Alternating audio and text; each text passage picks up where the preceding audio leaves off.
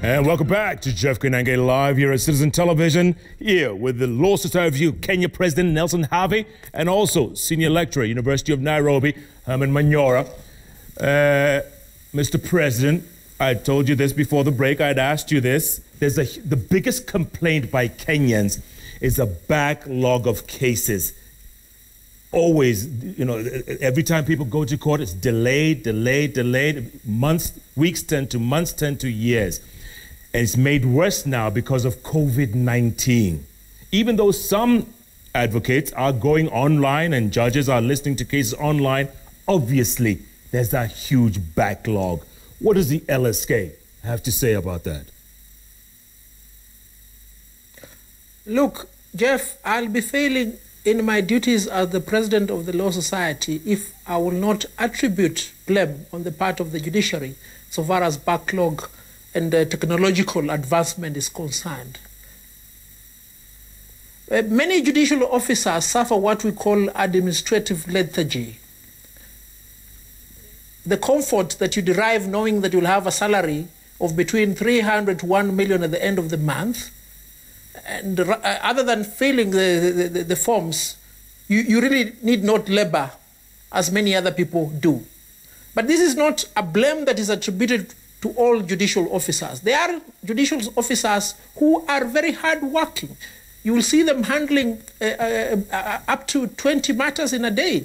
I can tell you, for instance, like Justice Mary Kasango of the Commercial Division of the High Court in Milimani, go to her court in the morning. She has a course list of about 20 matters, and she completes them. Yes, but the majority, Nelson, Environment and Land Division, the majority are backlogged, and people get more and more frustrated. That's what I'm saying. Yes, there could be a great few, but that's a minority. Jeff, you cut me short. You let me pull the trigger before you jump. What's the hurry, man? So you go to the Environment and Land Division. You'll find a judge who, though being in court for the better part of the day, has just been handling mentions.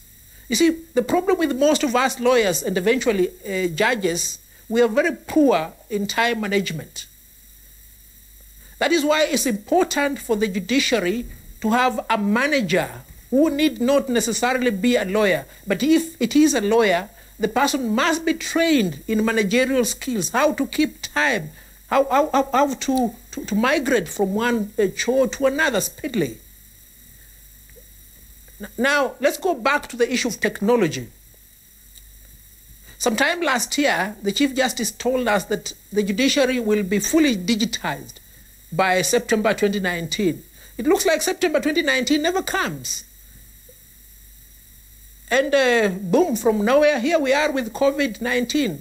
They are forcing everybody to conduct their proceedings through Zoom. You heard the other day, a colleague of mine, Oginga, lament that the order of the day has been, "My Lord, can you see me? My Lady, can you hear me?" Why did we need to wait for this pandemic to make this system completely digital? I've gone to many courts. I've gone to courts in Tanzania. I've gone to courts in Ethiopia. I've gone to courts in Turkey and Israel, where you go to court and submit, and after 2 hours, you're given your proceedings. But the problem in Kenya is corruption. There are individuals in the judiciary who do not want an efficient system. Yeah. And this is something that we must also confront. And in the recent past, we've had discussions with the judiciary where we want to have a full digital register where the system can work seamlessly and effectively, and encourage lawyers also to go digital. Acquire a working computer, have a scanner, have a printer, because we will save a lot of time if we embrace technology. But the judiciary must lead. What we are seeing right now, where we are using the camera on the computer to communicate, I can't see whether the judge has my file. I can't see whether I'm speaking to a male or a female judge. I'm not even able to identify them. Let them have the entire equipment like the one you're seeing in my office now. where I'm able to communicate effectively. Let them make good use of the finances that are there. And I'm sure if they make good use of the finances, the legislature and the executive will not have a problem giving them more money. Absolutely. Let us apportion blame where it belongs. I'm glad the judiciary you mentioned has that. let us down on this issue of backlog and technology. I'm glad you mentioned that, Nelson.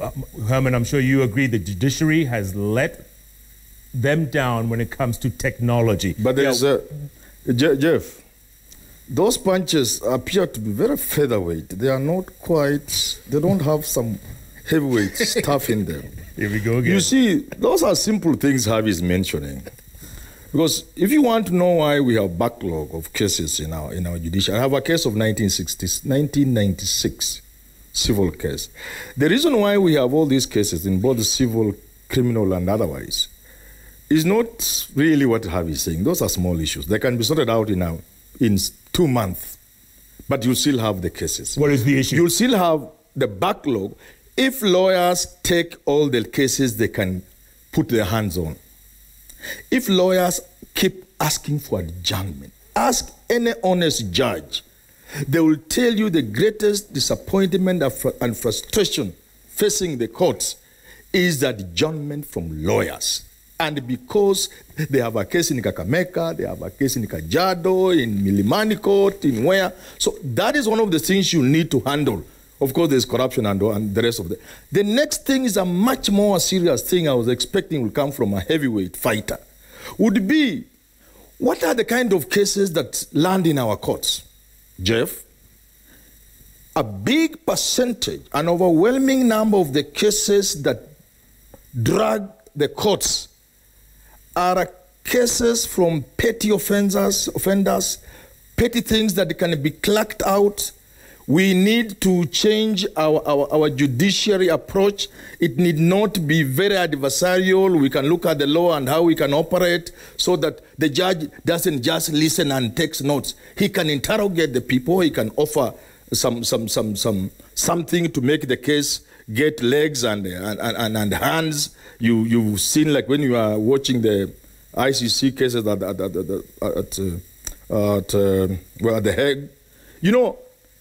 So that if you look at the kind of cases, if you went to a court, an ordinary court in this country, then you will come out of that court, over 80% of the cases that keep our magistrates busy are from such a petty offenders that they need not be in the court in the first place. So there are higher issues. There are much more serious issues than Havi is raising. Why we have backlogs, you see? As a country, we need to look at our system of justice. You see, it was until recently, for example, that we got lawyers to be prosecutors. Before that, they were policemen. These are the kind of issues we need to handle. But the matter of having an iPad and like I saw William Tunga, those are technical issues that can be sorted in a day. Lawyers must not keep asking adjournment, sending their brothers and sisters to remand prison 1 year, 2 years, 6 years because of their greed. I expect a young president of the Law Society of Kenya to address issues of accident victims whose money is mishandled, misappropriated, eaten in the Kenyan language by lawyers who have refused to have insurance companies pay the victims directly after deducting the 30% or so that is due to the lawyer. Havi, why don't you make a move there? Why don't you make a move to ease this suffering of Kenyans who have been involved in accidents, where lawyers insist that money must be paid to them by insurance companies, even when they are entitled to a whole 30% of the claim. Let's move in that direction, Havi. Let's help this country to ease the administration of justice. All right, Nelson, you heard that. What about that? Well, let me just get rid of that with one uppercut. Huh? Yeah, crack. And then get back to serious business. Okay. Professors mentioned very important issues. He said petty offenders, police prosecutors, and what solutions should there be? We have lawyers to be prosecutors. That's a responsibility of the DPP, which is doing very well. And let me acknowledge the good work that Nurdin Haj is doing. Who brings to court these petty offenders? It is the police, not us lawyers. In fact, most of them you don't find lawyers in court handling that issue. But more importantly, we need to empower the courts. We need to build more courts.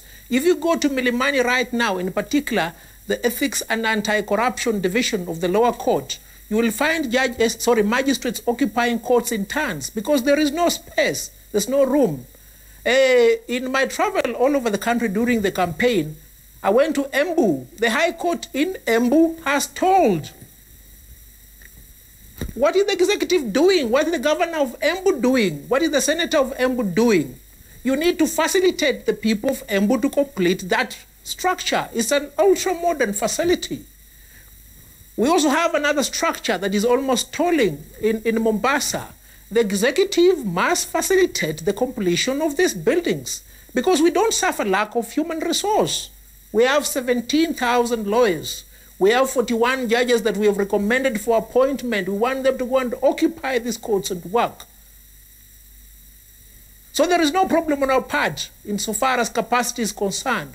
All we want is resources, finance, and we'll deal with these things. And we want to help the judiciary to build courts. We want to help the judiciary have sufficient number of judges and magistrates. I have so many of my members who don't have work, yet they're competently trained and able to be judges and magistrates. Let's put them there. We'll clear this backlog that this lightweight boxer is talking about. Okay, if it wasn't for blame game, Nelson, because you seem to be laying the blame at the foot of everyone except yourselves. No, Jeff, let me admit, it's because it's good to admit your mistakes if you want to learn. There are many of my members who are the cause of this problem, and we're going to rain on them. I want to encourage judges to be firm. Don't allow unnecessary adjournments. Make good use of the facilities you have. If there is waywardness on the part of the lawyers, report them to us. We'll deal with them. I'm one person who doesn't suffer mediocre anxiety. And the members of the Law Society elected me with the knowledge of that fact. If there is a lawyer who has stolen clients' money, we'll take him or her to the disciplinary committee. We'll try him or her. If they are found culpable, they'll be disciplined. So let's not lament about these things. You see, let me quote what Dr. Gibson Kamau Kuria told me. He told me, as the president of the Law Society of Kenya, you are the commander-in-chief of legal resources. And we are here to offer these legal resources to the people of Kenya.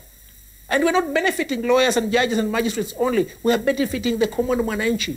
Jeff, if you are to know the number of people I talk to per day, the number of people I meet, they're not lawyers, they're the common people. Because they have seen this young man who comes from the same village as Professor Manyora has the capacity, has the wherewithal, has the magnanimity of doing that which is supposed to be done. You understand? Yeah. I actually didn't know you come from the same village. I want many of my peers to do the things that we're doing. Yeah.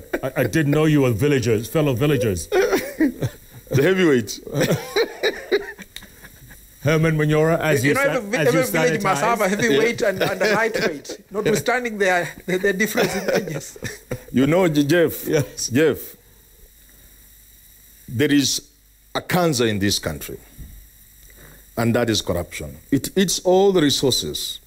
By the estimate of none other than President Uhuru Kenyatta when he was in charge of finance, it's like a third of our budget goes to corruption. So if you are to save just even a quarter of that amount of money, we have a national budget of about 3 trillion. A third will point something like 1 trillion. If you are to save a third of that, over 300 billion shillings, imagine the kind of things you'll do with that kind of money. And yet, the people who stand in the way of solving that are lawyers and the entire judiciary. In a series of articles by lawyer Paul Mwangi, best known for his role in BBI, he has argued properly, eloquently, that is the judiciary that it is standing in the way of fighting corruption. Not just in the manner of the heavyweights in Havi, crowding in a courtroom to defend a thief, which really is what they do best. We can't blame them. Only Jerry Lawrence knew how to deal with them. But in the way they allow the courts to be used to sanitize theft. You get a man having stolen billions of our money, public money. He goes to Integrity Center for a day or two, then he knows the moment he lands in court, he has a battery of lawyers, the heavyweights, Havi, speaking all the good English, all the little law they know. And this man will be set free. And if you give birth to a kid today, the kid will go to university before that case is over. Let Havi tell us, in the time he's the president of the Law Society of Kenya, instead of engaging in cheap activism, let him tell us what he's going to leave as a legacy, what he's going to do to help the people of this country tame the cancer of corruption by ensuring that as LSK, and they have the role of advising government and helping society, let him tell us, let him punch one. He wanted uppercut, I didn't see it. Can he now give one punch, just one, to tell Kenyans, as the president of the Law Society, before I leave, and I can suggest one to him, and he'll run away from it. Go on, suggest. Havi, instead of being an activist, jumping up and down, trying to sue everybody, can you ensure, through the same lobbying itself for impeachment, we have a maximum duration through which corruption cases will be held? Just help Kenyans to have that law in place administratively with the courts and LSK and legally through parliament, so that we say, if Jeff is charged with corruption, a corruption case, stealing public funds, the case must be heard and determined within 6 months. If we can hear a presidential petition in 14 days, if we can hear all other petitions that used to take like 4 years, why can't we have all corruption cases heard and determined within 6 months? Havi, do that. Forget about this jumping up. Hiyo, fanya hiyo peke yake. Nelson Havi? Hiyo ndio heavyweight. And you are getting it from a lightweight. Please. Okay. Go on. And you can add on another one. Add on one or two more. Nelson, go ahead. Can I finish this one before he adds another? No, go ahead. Another one. What I see is that Professor Manyora is saying that he perceives competence on my part, that if appointed the Director of Public Prosecutions, I can be able to sort out this problem. Because the work he's talking about is the work of the Director of Public Prosecution. But that office has a very able hand in the name of Nurdin Haji, and he's doing a good job at it. But you see, the scales must balance. If you have a competent prosecutor like Nurdin Haji, then you must also have competent lawyers to deal with him. Otherwise, the law will not be enriched. You understand? We'll go back to the narrative of Mwalimu Kambarage Jarere, where you're having a heavyweight boxer making minced meat of a lightweight. But if you look at the law, time limits have been set within which cases of ethics and anti-corruption are supposed to be concluded. So there is no deficiency on that issue. But what is important, in my view, as a practitioner in those courts is this: the war against corruption should not be weaponized. I've gone to those courts time without number. There is no case that has been brought. But because the judge or magistrate is very much afraid of the press statement that will be made as soon as she or he gives a favorable judgment in respect of the request of the applicant or the suspect, they'll be trailed, they'll be trolled on Twitter, they will be followed, their phone records will be displayed, indicating that, look, you've been doing this. So most of these judges know the correct thing to do, but they can't do it out of fear. You understand? No wonder, therefore, a few days ago, when the President of the Republic of Kenya tried to put everything under his hand through the executive order, many of us came up in arms, because there are judges and magistrates who erroneously think they must do that which the state requires them to do. And if you are laboring in any doubt, all you need to do is to read the letter written by the Attorney General today to the Chief Justice, where he says the judges that ordered the swearing in of the 41 judges were also compromised and bribed. How ridiculous can an issue of this magnitude be taken? Let's be honest with each other. The moment you appoint a judge, give him or her the responsibility of doing his work. If you have a problem against the judge, take your complaint to the Judicial Service Commission. You don't tell us that you have information that it can only be accessed by the president. And you see, in the realm of law, you may have a lot of information, but information is not evidence. It must be processed into evidence. And unless and until it's processed into evidence against someone, it's useless. Okay. Coming back to the new normal, Nelson, before we wind up, in the next 30 days, hopefully, things will open up and people will be streaming back to court. You have to adhere to all these new normal measures. Social distancing, the courts are used to being crowded or overcrowded. How are you all going to maintain that? There's going to be junior clerks, junior lawyers running up and down. How do you plan to tell your outfit moving forward? Jeff, next time we're having this show, I kindly invite you to come to the command center. It's well arranged. We don't have a problem here. So, and I believe most law firms have made adequate arrangements on how to deal with this issue. What we need to do is for the court to be prepared to deal with the issue of social distancing. Mm-hmm. And remember, the Chief Justice said the reason why they're experiencing hurdles in upscaling fully is because they haven't gotten the go-ahead from the Ministry of Health. The Ministry of Health must do its part and enable the courts to work optimally. Because the biggest beneficiary of legal services is not you and I, Jeff. It is the executive.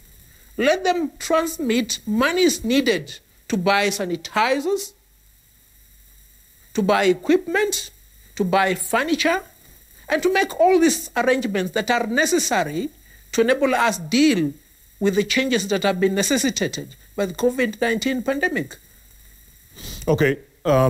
Herman, I'm going to get to you in a moment, but let me ask you this real quick. There's an observation here, Nelson. Correct me if I'm wrong. Back in 2012, then yes, retired Justice Paul Kihara Kariuki wanted to be CJ, Chief Justice. Maybe he had ambitions to become CJ. He didn't get it. 6 years later, David Maraga becomes CJ. Paul Kihara Kariuki becomes president of the appeals court and then becomes Attorney General. Could there be some kind of ego between the two going on here? No, there is no ego fight. The two gentlemen you've said are very good friends of mine. In fact, the Attorney General, Paul Kihara Kariuki, is a very elegant man. Let me give credit to where it deserves. The two of them are classmates, if you don't know. You understand? So they come a long way. And they worked very well together as Court of Appeal judges. You understand? But we must also bear in mind the environment in which an Attorney General functions. You may decide to be a weak-kneed Attorney General and follow the instructions of your client instead of giving advice. Unfortunately, my very good friend, Justice Paul Kihara, has fallen into that trap. He's fallen in the trap of many judges who were appointed Attorney Generals before him. I don't want to mention their names. And why will there be rivalry between the two? They're performing different roles.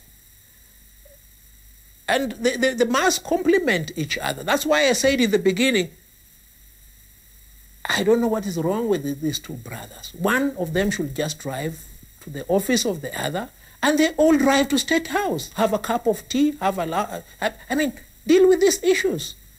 Yeah, you need to be in that meeting as well, Nelson. Look, pardon? I said you need to be in that meeting at State House as well, okay? Let's read some tweets here, gentlemen. Let's read some tweets. But I thought I'd say something. You're going to say something in a moment. Hold on. Dialogue Mokusi, whatever. It's proving difficult for the arms of government to work in tandem. The judiciary should be independent since the executive has too much power. Obviously, Nelson, you must agree with that. You don't have to respond. You can just agree. Jeremy Nyakundi says CJ Maraga did nothing it's wrong. Obvious. The by executive calling has the pass and the gun. Yeah. Okay. Jeremy Nyakundi says CJ Maraga did nothing wrong by calling a spade a spade. The president has refused to appoint judges nominated by JSC since last year. Maraga did not commit a crime by reminding him, the president, to do what the law demands of him. Henry Alala says... I agree. Yeah, okay. Says, Manyora, what's his honest thoughts on the economy, the expenditure on COVID, and the way forward in terms of revamping the economy? Yes. Those are issues we need to look at. And, you know, there are people who have complained that people are taking advantage of the situation of COVID to line their pockets. And secondly, this is having a toll on people, on business, on small businesses and ordinary citizens. And the country will need to sit down and do very serious thinking about the economy in general, but also about the impact on the citizens, especially those who are vulnerable. Okay. Nelson, here's one for you by Steve K.E. He says, case backlogs are not purely a making of judges and magistrates. Advocates are responsible for the delays by taking judges in unnecessary circles to buy time. Your thoughts? Very true. I admit that is a fact that many of our colleagues who waste the court's time making unnecessary adjournments, but the buck stops with the judge. The responsibility of saying no more adjournment is a responsibility given to the judge. So judges must exercise their powers and ensure that we don't have this backlog. It must be understood that this is an adversarial system. I will come in for the claimant, somebody else will come in for the defense, and there are different strategies for the claimant and for the defense. Maybe the defense strategy is to delay. They're doing their work. Let the judge do their work. All right, more tweets coming in thick and fast. Odiambo Nick, you say, lawyers are corrupt. I think that is what Professor Herman is saying in a polite way. True. And I mentioned a guy called Jerry Rollins. Do you require a comment? No.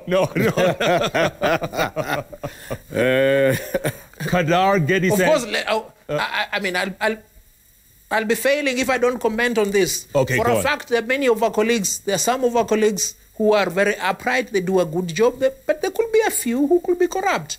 And corruption is not limited to the legal profession. Corruption has become endemic, it's everywhere. In fact, the most corrupt individuals are either elected or appointed state officers. Let the government deal with its house. Whoever appoints these corrupt individuals should send them home, not to keep on crying that the court is not doing its work. It's interesting, Nelson. Praying every day. It's that interesting. Havi, together with this battalion of well-learned men, have gone to defend the accused. It is our work to defend the accused. Yeah, it's interesting you say there's a few bad Let whoever apples is in there. appointing individuals ensure that he appoints individuals of integrity. How many of those has Havi fished out? How many what? How many of those corrupt lawyers has Havi and LSK fished out? How many of them are enjoying even having been struck from the register of lawyers and advocates, and are even holding public office? What has LSK done so that you send a right signal to lawyers not to be corrupt? No.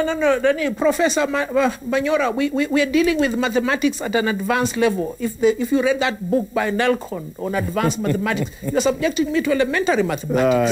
I've dealt with this issue.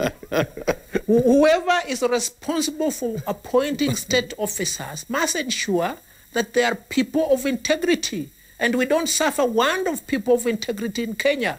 Ask yourself, why have they never appointed me? Because they know I'm a man of integrity. They keep on appointing people who 2 days after end up amassing wealth that cannot be explained. And then you blame the lawyers? No, we'll not entertain that. LSK as an institution, even by its own, what sets it up, I thought you could help this country. Like, for example, coming up when somebody's about to be given a job and pointing out, this individual cannot be given this job for this and this reason. Let Kenyans see you do it. We haven't seen you apart from one instance I saw. And I agree with you, Professor Manyora. What you're saying is absolutely right. That's why, as the Law Society, I want to remove the Attorney General and the Solicitor General from the list of lawyers so that they don't get appointed again. And corruption is not limited to taking money. Those ones have already been appointed. Corruption entails giving deceitful advice, conjuring up schemes to defeat the rule of law and the cause of justice. Those ones have been appointed. So I've started from the top. I'm cutting the head of the snake. Yeah, but I think what Professor was saying is that you're referring to Chapter 6. And that is the Attorney General. Chapter 6 of the Constitution, integrity. Yes. That's what he was referring to, obviously. Exactly. And Jeff, you want me to speak in which language? I'm saying I've started from the top. The topmost lawyer in Kenya, the Attorney General. We're dealing with this conduct. I get you. All right. The horse has bolted. You remain with the horses which are here. That one is within. One more tweet, gentlemen. One more tweet. Kadar Getty says, Professor is confusing goats for horses. There you go. Fund the judiciary and Kenyans will have good courts. Cases managed efficiently. Cartels will be a thing of the past. And invest in IT. Appoint and swear in the 41 judges swiftly. I'm sure Nelson agrees with that 100%. Apewe moja on my bill. Jeff. Herman, I want your final thoughts, please. We're closing up. Final thoughts going forward. When I came here, I thought we were going to look at the merits and demerits of the issue of the executive order, the issue of the response from the Chief Justice. Well, we moved on from that. I mean, we can't talk about that for an hour. The appointment of the 41 judges, so that we would distill the issues, so that I could hear Havi throw those heavyweight punches. Because I want to remind Havi, there are many lawyers in this country, heavyweights like him and perhaps bigger, who will not agree with him. Because for every issue, there are different views. The lawyers are famously known for telling us, the law is clear. Only from your side, have you say the law is very clear. Your opponent says the law is very clear. Even on this matter of 41 judges, there are those people who will tell you, Havi, the president is not obliged to appoint. They will read, in this section, you like articles, is it 166 or 162, whatever it is. And they will tell you he's only obliged to appoint from the recommended judges, not the list. You see what I'm saying? So when people give a different opinion, they are not state operatives. They are entitled to their opinion. And that's why you lawyers in court will be addressing the same thing, but you'll be seeing it differently. Law is a matter of interpretation. It's very bad for me to teach Havi that. Herman, that's the best you got. Okay. Havi, you get the final word here. Going forward in this rumble in the jungle. Let me address the people of Kenya. Kenya is at a tipping point. We've been told it is a constitutional moment. Is it? What is the problem with our constitution? Is it an issue of reform or implementation? What percentage of the constitution have we put to use? How have we dealt with the issue of reform before? Did we not have a constitutional review commission which embarked on an elaborate exercise to ascertain the deficiencies in the constitution? Did we not have a constitutional conference that is representative of the people? Thereafter, we embarked in publishing and discussing an act to amend the constitution.